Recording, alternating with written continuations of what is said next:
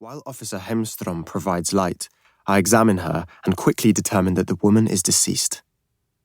We make a joint decision to search the rest of the house.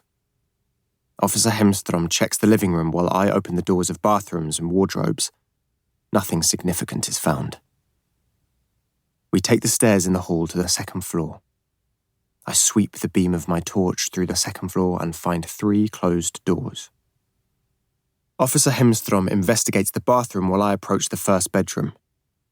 The door is a few centimetres ajar, and I nudge it open with my foot as I aim the torch into the room. The blinds are down, and all lights are off. Against the wall is a bed with a headboard. On the bed is another dead body. In service, Ludwig Larsen. Karla. The house is enormous. When I stand on the little path that leads to the door, the roof blocks out the whole sky. The blinds are drawn, and 2 blackbirds stare down at me from one of the windowsills. The front door is guarded on either side by a bronze lion. It's hard to believe that only 2 people live here, but that's what Lena at the cleaning company said. And I can't imagine there's any reason for her to lie. Even if her eyes did start shifting oddly when she described the clients in the mansion on Linnégatan. Stephen and Regina Rytter. Before I ring the doorbell, I double-check the address on my phone. I take a deep breath as the ding-dong echoes through the house.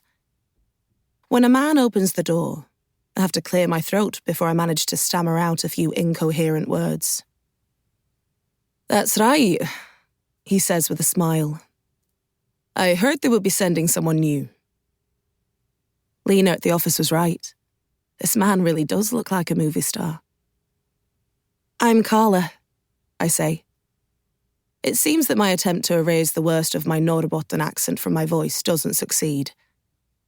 "You're from Norrland," says the man.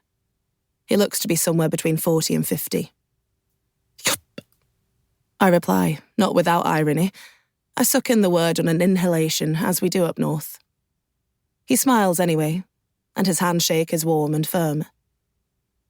"Stephen Rytter," he says. "I'll show you where we keep the cleaning supplies." I leave my shoes on the rack and follow him through a wide hall with mirrors on the wall and a chandelier hanging from the ceiling. The furniture is rustic, older.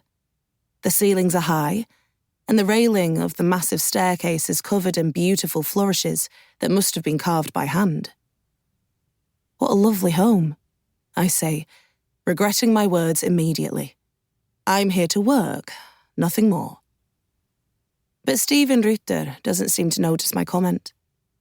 He opens the door to another room. Brooms, vacuums and mops line the walls, along with rows of detergents and sprays. "If there is anything you can't find, or if anything runs out, just let me know and I'll take care of it for next time. We're still on for Mondays and Wednesdays, right?" I nod. Mondays and Wednesdays. 4 hours each visit. Which sounded pretty darn excessive when Lena told me. Like, who needs a cleaner twice a week? But now I realise that a house this size will take time to clean. "Are you a university student?" Stephen Rytter scrutinises me, still with a smile on his face. Maybe it's silly, but suddenly my body is warm. Me? A student? It's for real now. Guess you can tell just by looking at me. "I'm going to study law," I say with such pride that I almost sound smug. "This is just a side job." Even though I'm taking out full loans from the state, the course materials are ridiculously expensive, and apparently in recent years, the Lund housing market has gone seriously bonkers. People are paying 10,000 kroner a month for a studio. It's beyond lucky that I found a part-time job. "What an exciting subject," Stephen Rytter says. "I actually considered the law too, but I decided on medicine in the end." "You're a doctor?" Stephen Rytter nods and smiles. He does actually look like he was plucked straight out of Grey's Anatomy.